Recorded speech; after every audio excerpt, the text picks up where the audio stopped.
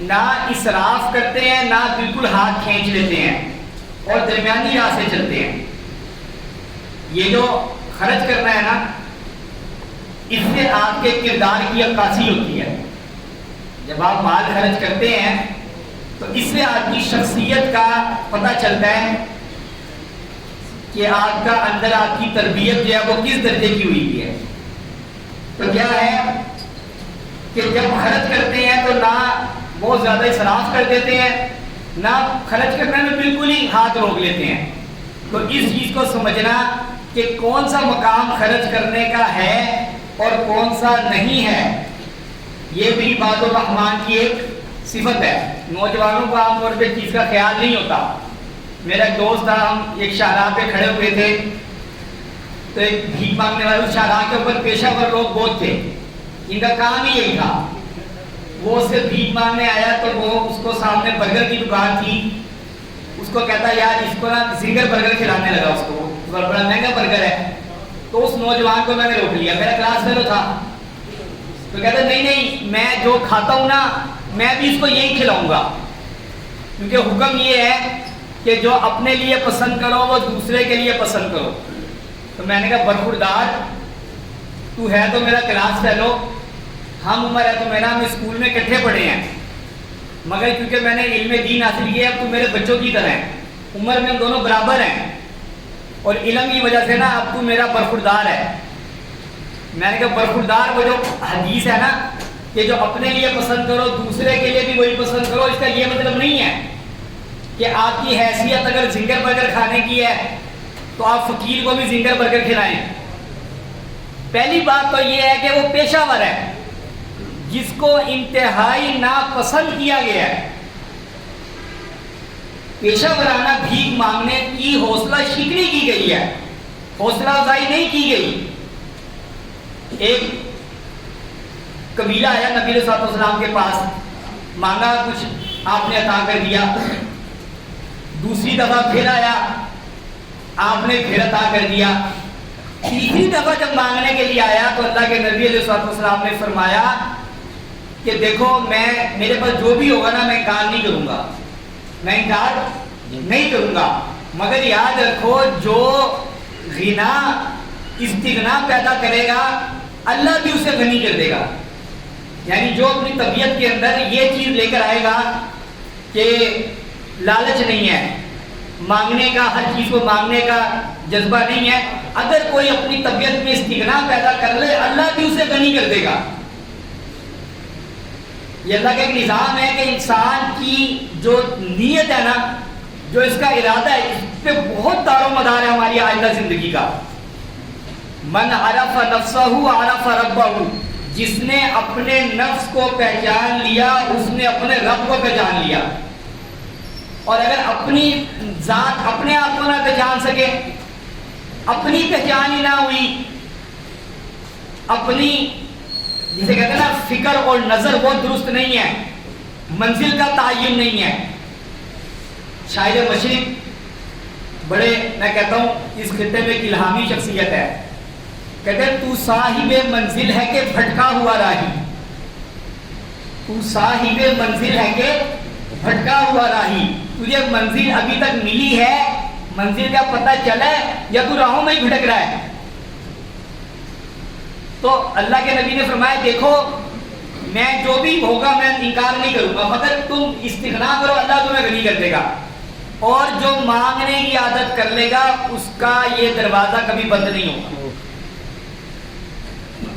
تو میں اس نوجوان کی بات کر رہا تھا تو وہ کہتا یار میں بھی یہ برگر اس بڑی شاپ سے برگر کھاتا ہوں نا تو اس فقیر کو بھی میں یہی کھلاؤں گا. میں نے اس کا ہاتھ روک لیا.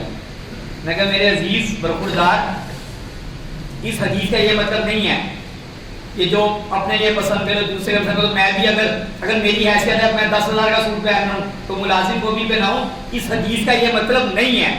اس حدیث کا مطلب یہ ہے جس طرح آپ یہ پسند کرتے ہیں کہ کوئی آپ کی آبرو ریزی نہ کرے، آپ بھی کسی کی آبرو ریزی نہ کرے. اس حدیث کا مطلب یہ ہے. تو بہرحال مقصد کہنے کا کہ اس نوجوان کو میں نے سمجھایا.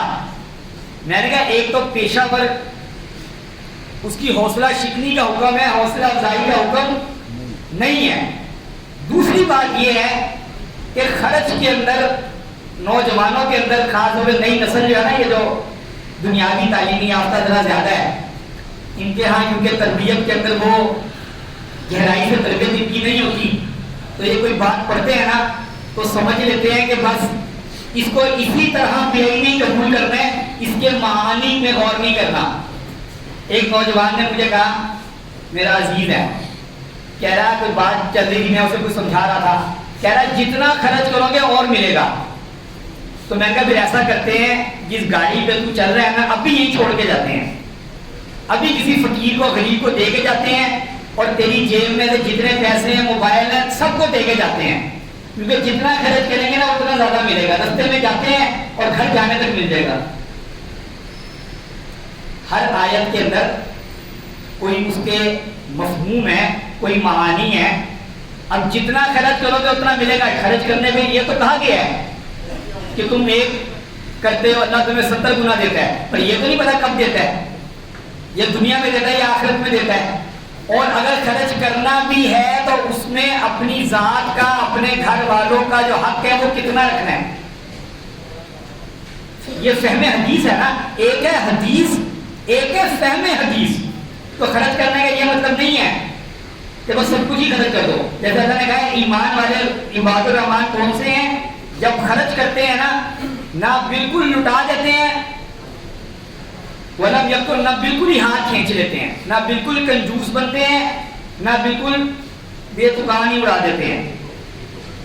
اور اس کے بعد والذین لا یدعون مع اللہ الہا آخر، اگلی صفت کیا ہے؟ اللہ کے ساتھ کسی اور الہ کو نہیں پکارتے، اللہ کے ساتھ کوئی اور خدا کو نہیں پکارتے، موحد ہیں، توحید کے اوپر ان کا اعتقاد ہے۔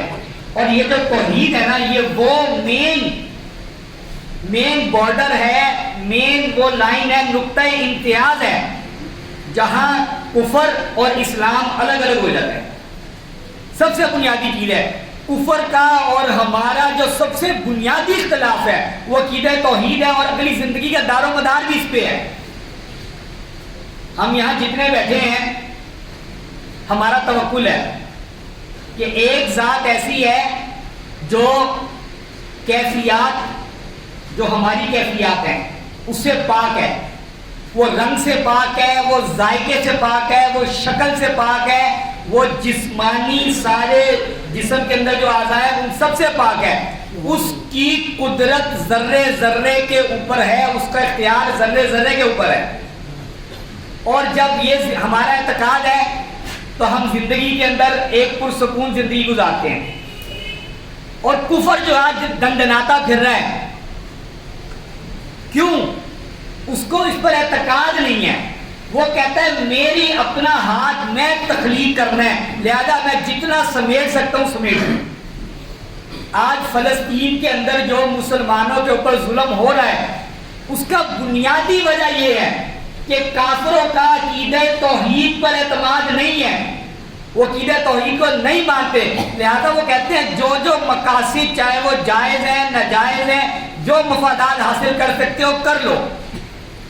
ہمارا ان کا بنیادی اختلاف سوچ نظریے کا ہے۔ آپ موحد ہے نا، آپ کے ساتھ کوئی زیادتی کرتا ہے، آپ کیا کہتے ہیں؟ وہ اوپر ایک ذات بیٹھی ہوئی ہے، یہی کہتے ہیں نا، وہ اوپر ایک ذات بیٹھی ہوئی ہے۔ میک ڈونلڈ کا بائیکاٹ کرنا، پیپسی کا بائیکاٹ کرنا، سپرائٹ کا بائیکاٹ کرنا، مجھ سے کسی نے فتویٰ پوچھا، میں نے کہا شرعی طور پہ تو آپ کھا سکتے ہیں، میک ڈونلڈ بھی کھا سکتے ہیں، پیپسی بھی پی سکتے ہیں، سپرائٹ بھی شرعی اعتبار سے حرام یا منع نہیں ہے، بلکہ وہ لطیفہ چل رہا ہے فیس بک پہ، اور اگر پیپسی کا بائیکاٹ نہ کریں یہ کوٹ عبد المالک میں بن رہی ہے، یہاں پر ایک بندے نے فیکٹری لگائی ہے وہ بنا رہا ہے۔ مقصد کہنے کا یہ ہے کہ یہ چیز نہیں ہے آپ پیپسی نہ پئیں، سپرائٹ، ایک بندے کو ڈاکٹر نے کہا ہے سپرائٹ پینی ہے، ڈاکٹر اور سپرائٹ کا متبادل بھی کوئی نہیں ہے، جو پروڈکٹ انہوں نے بنائی ہے اس کا متبادل ہے ہی کوئی نہیں پاکستان میں، ان کی پروڈکٹ کا مقابلہ ہم نہیں کر سکتے۔ آپ بڑے بڑے ڈپارٹمنٹل اسٹور پہ چلے جائیں، ان کے مقابلے یہ پروڈکٹ نہیں ہے۔ مقصد یہ نہیں ہے کہ آپ پیپسی پینا چھوڑ دیں، آپ کا ان کا بنیادی فرق سوچ یا وہ نظریے کی ہے۔ آج وہ آپ کے نظریے کو مان لیں تو اختلاف ختم ہو جائے گا.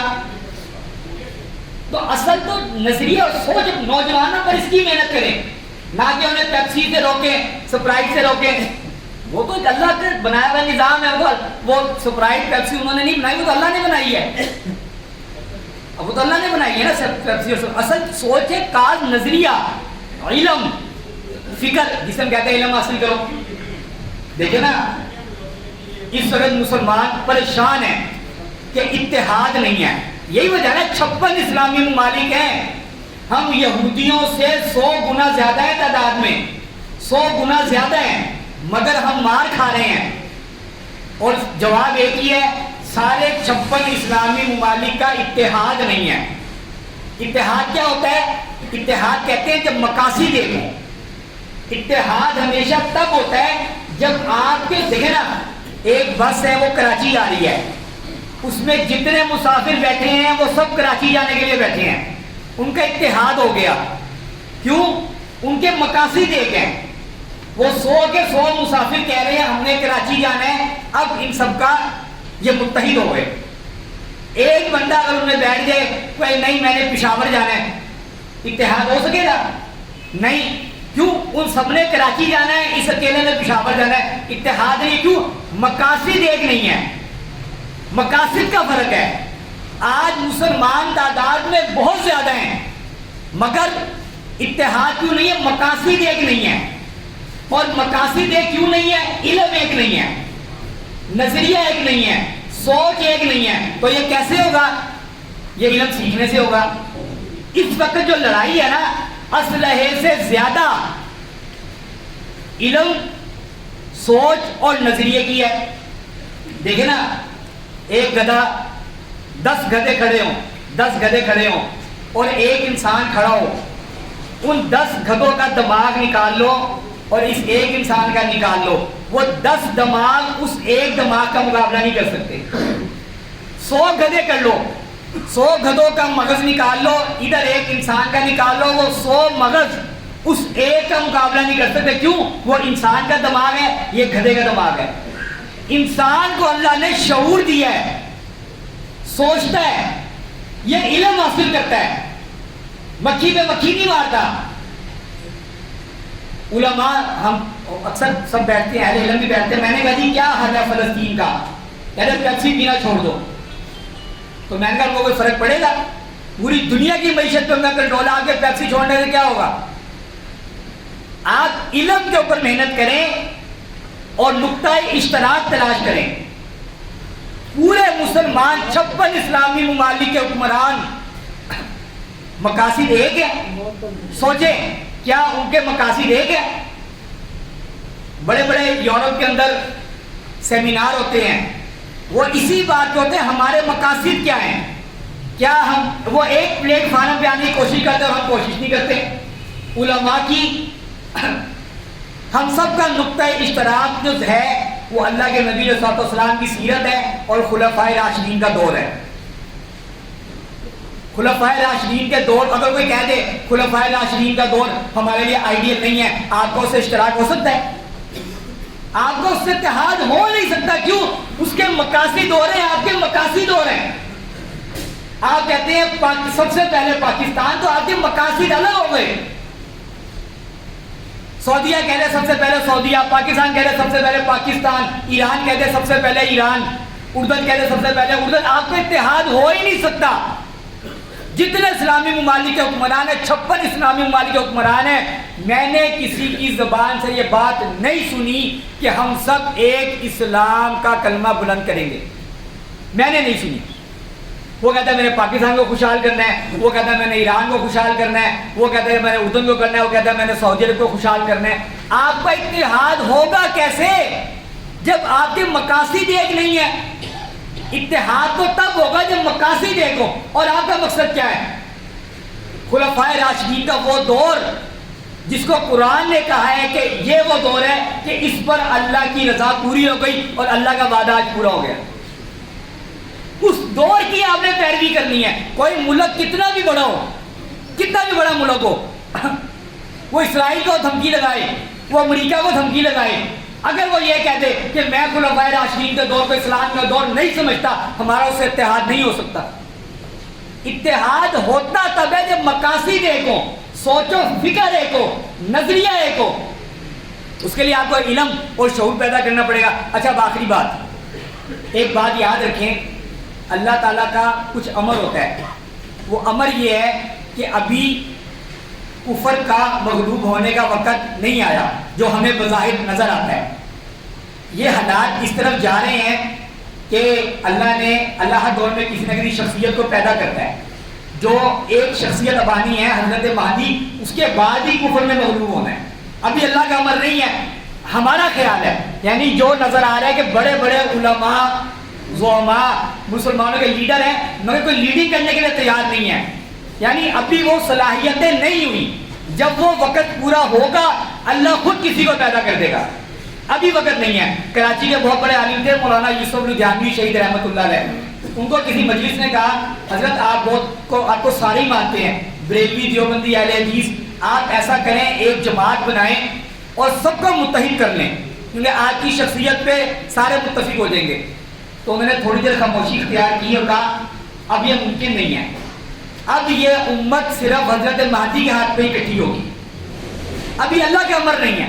یعنی اگر میں چاہوں نا کہ میں جتنے فرقے ہیں ان کو متحد کروں تو ابھی ہوگا نہیں ہے، یہ ابھی اللہ نے جس طرح ہم باپ بچے کی تربیت کرتا ہے نا، کئی مراحل سے گزارتا ہے، اسی طرح لگتا ایسے ہے کہ اللہ تعالیٰ نے ابھی دنیا کو اور بہت سارے مراحل سے گزارنا ہے، دنیا نے ابھی اور بہت کچھ دیکھنا ہے، تربیت ہونی ہے، پھر ایک وقت آئے گا کہ اللہ اس شخصیت کو پیدا کر دے گا کہ خود بخود از خود مسلمان خود اس کے ہاتھ میں متحد ہو جائیں گے۔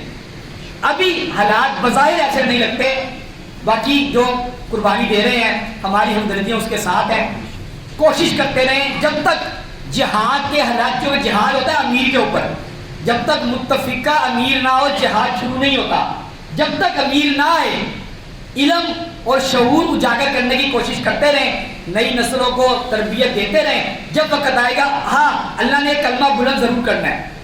اللہ کہہ رہے ہیں یہ کہہ رہے ہیں نا کہ ہم اللہ کے نور کو بجھا دیں گے، واللہ متم نورہ، اللہ اپنا نور کامل کر کے رہے گا، ایک وقت آئے گا، ابھی ٹائم ہے جو بظاہر لگتا ہے۔ اللہ تعالیٰ ہمیں توفیق عطا فرمائے۔